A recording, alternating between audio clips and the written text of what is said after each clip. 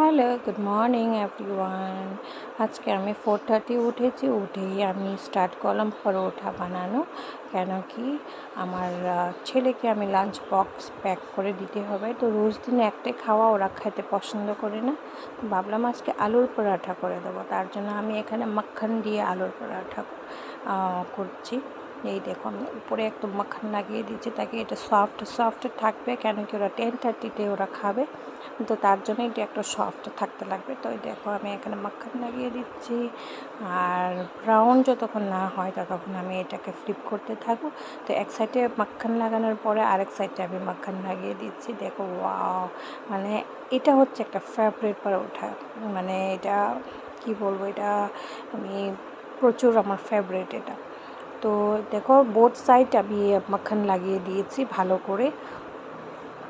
তো লাগানোর পরে আমি আরেক সাইডে ফ্লিপ করে তারপরে দেখো হয়ে গেছে, ব্রাউন হয়ে গেছে একদম। তো এগুলিকে আমি এখন কেটে ওর লাঞ্চ বক্সে দিয়ে দেবো, কারণ কেটে না দিলে ওরা খেতে পারবে না, টিফিন বক্সে জায়গা হবে না। এই দেখো আমি কেটে পিস পিস করে দিয়ে দিয়েছি, এটা ওর লাঞ্চ বক্স রেডি হয়ে গেছে।